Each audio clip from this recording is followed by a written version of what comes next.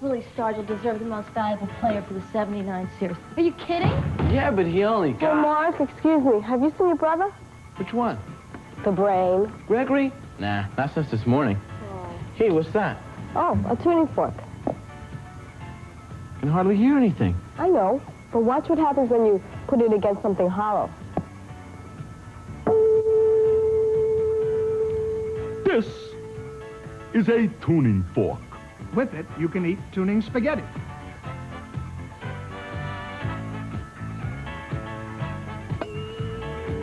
Now, you can hear it vibrate better if you put it on something hollow, like this '56 Chevy hubcap. 3, 2, 1. Contact is the secret, is the moment when everything happens. Contact is the answer, is the reason why everything happens. Contact. Let's make contact. 3, 2, 1. Contact.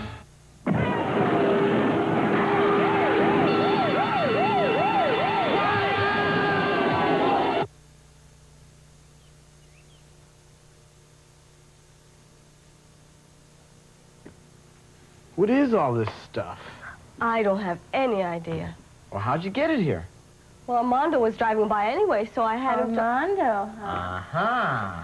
All I know is I've got to turn in a paper describing it on Monday morning. I wish Gregory were here. He knows everything. You're doing homework on a Friday? What happened to the usual Sunday night rush? Can't. My cousin's having a birthday party Sunday. What a pain. Looks like a doorbell in there. If you say so. All I know is the contraption has something to do with sound. Well, we know a lot about sound. We ought to be able to figure out what's going on. We do? Sure. We know all sound is made by vibrating something.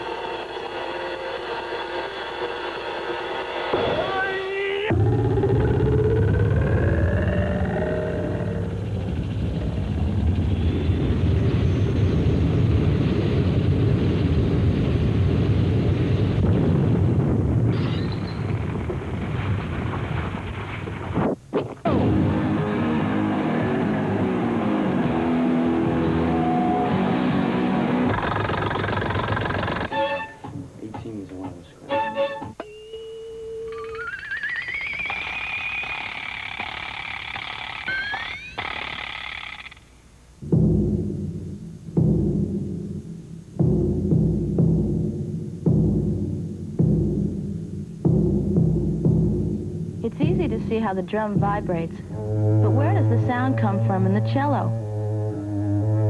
The bow makes the string vibrate, and this generates the sound. The vibrations in the gong, even though they're invisible, have enough energy to keep this ping-pong ball bouncing. What you got there? Oh, this is my cheapo telephone. You want to try it? My father would love it.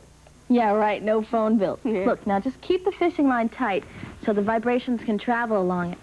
Lisa, you were in the middle of a story. So then what happened? I'm sorry. Your party has gone off the fishing line. I think the needle's shot. Well, we probably broke it with our little joke. Ouch! I have a needle here if you want one. A cactus needle? That's not going to work. Yeah, sure, we'll watch. See, you have to put it through a cup, like this. And then you just put it on the record and it works. Take the other one off. Now watch.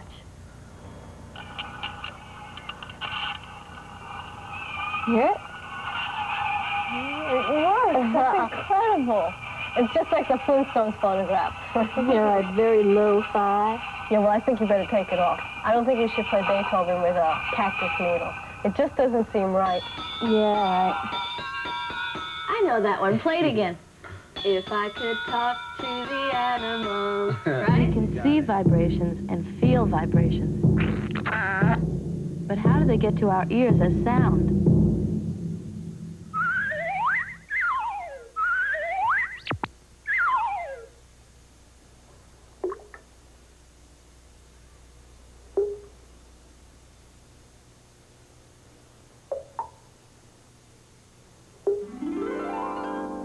One small drop of water, but it makes waves which disturb the whole surface as they move out.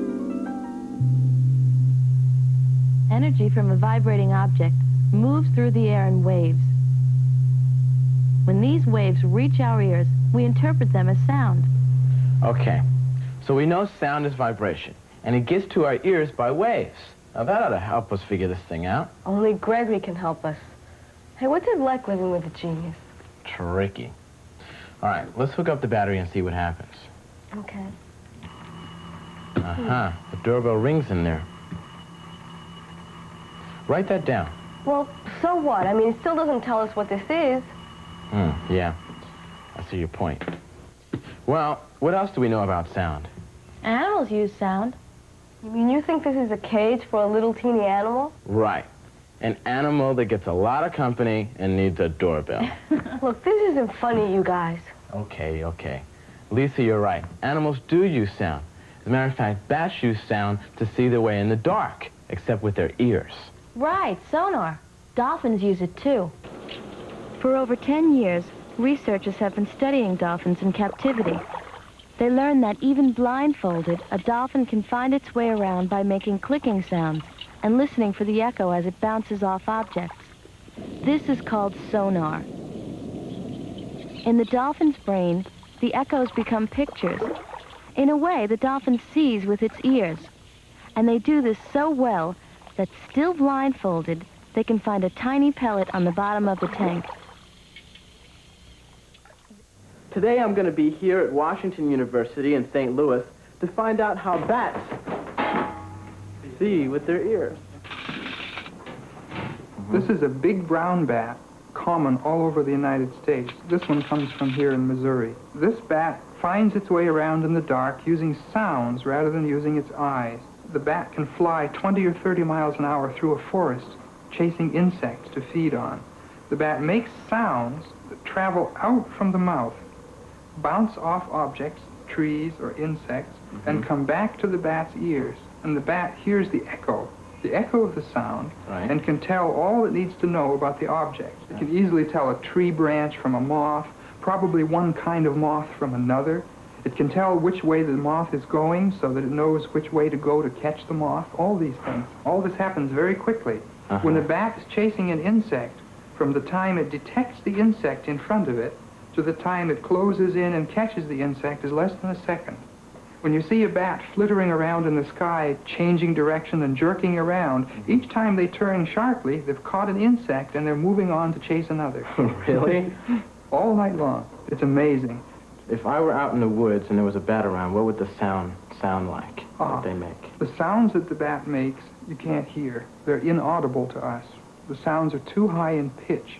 But the bat can hear these high-pitched ultrasonic sounds very easily. This bat has been trained to sit on the platform and make sonar sounds at the objects in front of it to get echoes back.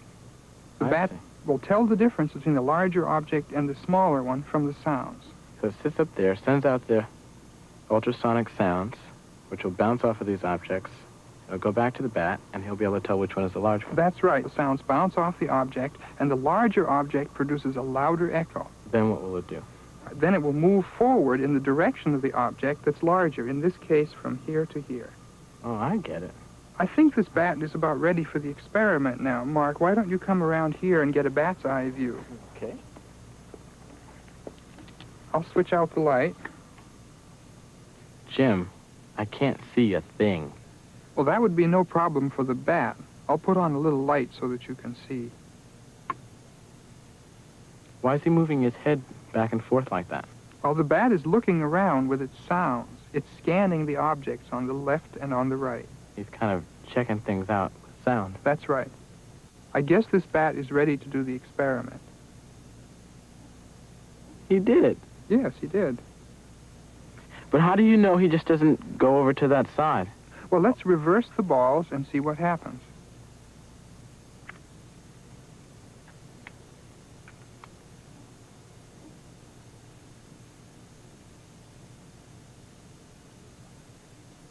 He still got it. I'm convinced. That's great. Well, I'll tell you, I wish I had some sort of radar so I could walk around at night like that. That's really excellent. Right. So animals use sound, and people also... Hey, what's this? I don't know. It's some kind of motor.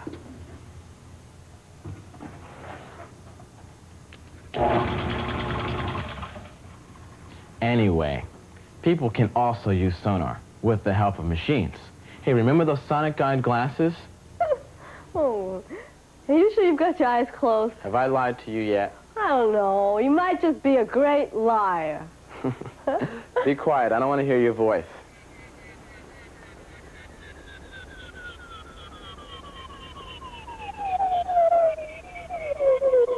Now, that's either you or...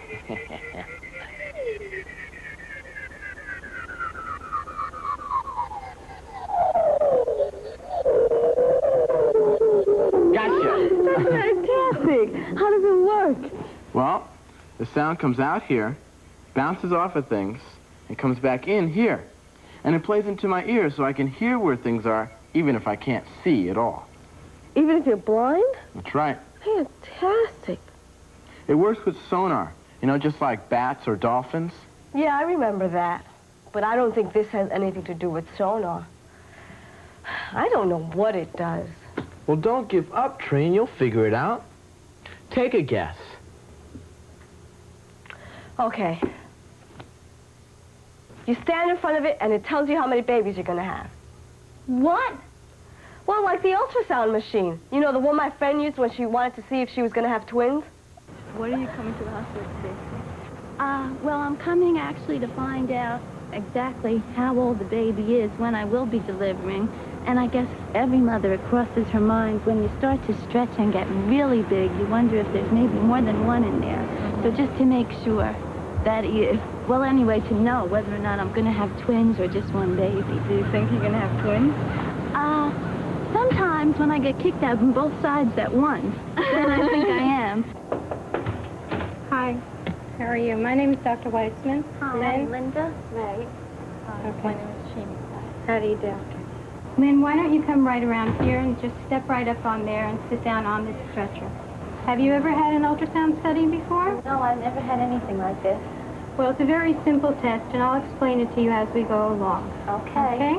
Why don't you just lie down for me? Okay. Doctor, before you start, can you explain what ultrasound is? Well, what we're doing is we're applying this special microphone onto the mother's abdomen, her stomach. And this machine will convert the sound waves into an image that we can see on the screen. The sound waves turn into a picture? Right. It's something similar to what dolphins do when they swim or bats do when they fly in the dark. When a bat wants to fly in the dark, he'll send out a sound wave. And the sound wave will bounce back at him as an echo from an object.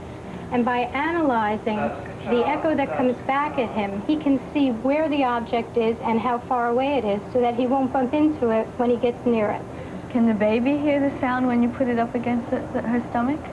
Well, you tell me if you can hear it, okay? I've just turned the machine on. And this is a special microphone that we use. Have it on? It's on right now. But I don't hear anything at all. That's right. Remember I said we're using sound waves beyond the range of normal hearing. We don't see very much when we hold it in the air, but let's see what we see when we put a fetus underneath it.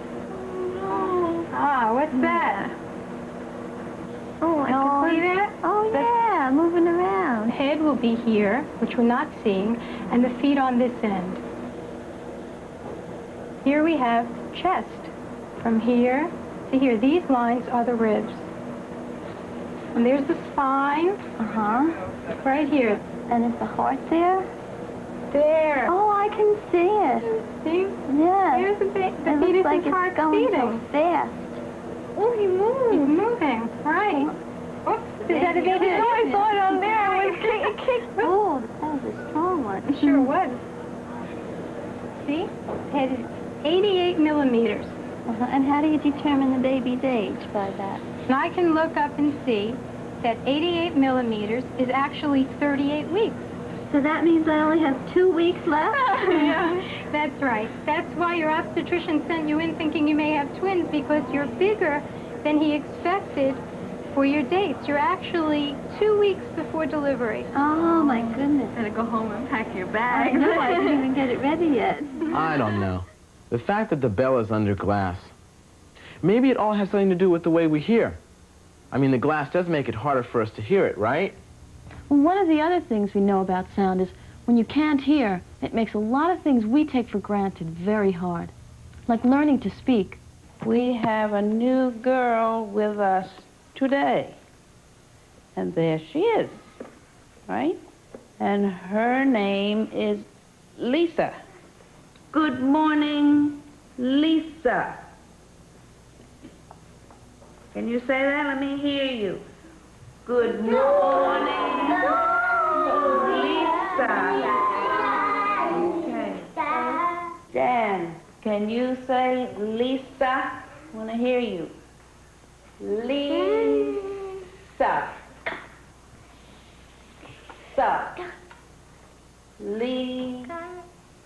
Lisa.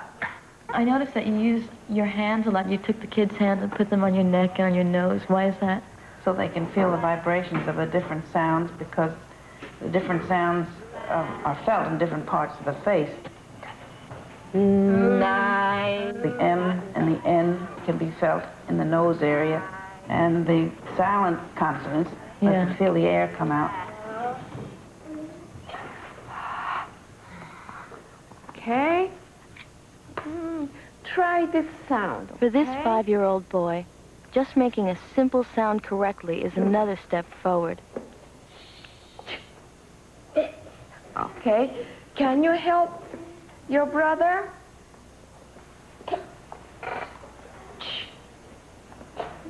Better? You try that. You try that.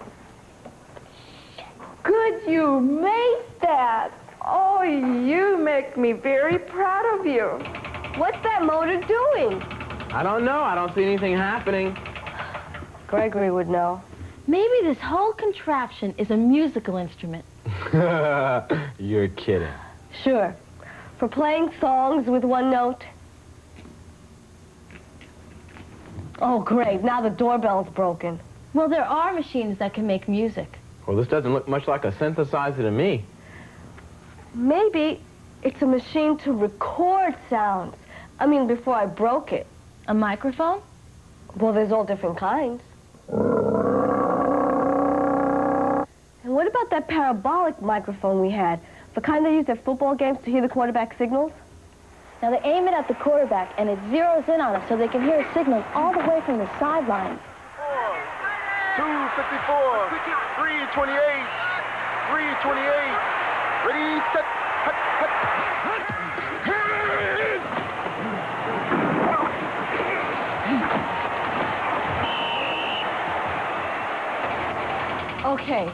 Okay, it's not a microphone.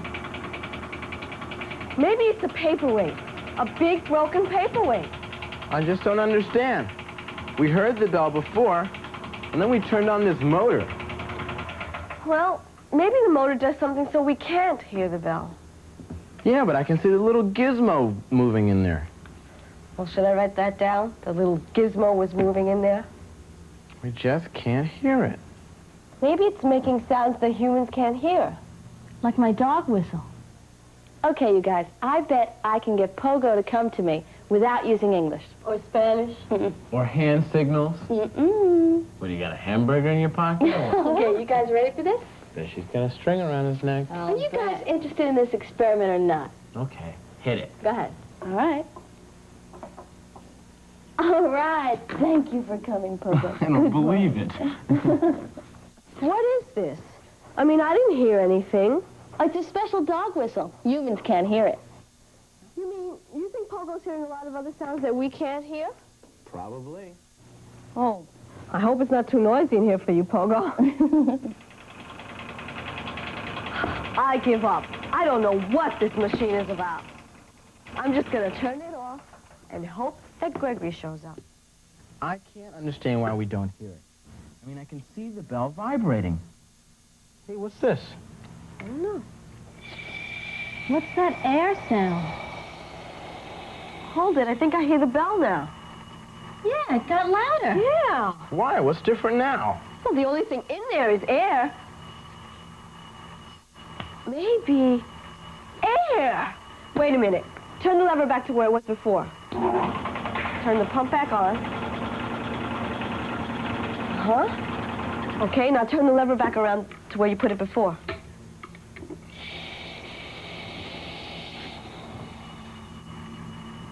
Uh-huh. We can't hear it when the motor's been on because the motor must pump the air out of there. Hey, you solved it. Yep. Right. I know. Write it down. So then, sound has to travel through air for us to hear it. Right, in order for the vibrations to get to our eardrums. Congrats, Trini. It was nothing. I don't believe it. Hi, Greg. Hi, Greg. This is ridiculous. I'm reading this stupid science fiction story. Supposed to take place in outer space, right? Right. An asteroid is about to destroy their spaceship, right? Right. So they fire a laser beam at it, and the asteroid explodes, right? So? So, look at this. When the asteroid explodes, this dumb book says crash. Now, if they're supposed to be in outer space, there can't be any crash. There's no air out there for the sound to travel through. Dumb, dumb, dumb. Bye, Greg. 321 Contact is a production of the Children's Television Workshop.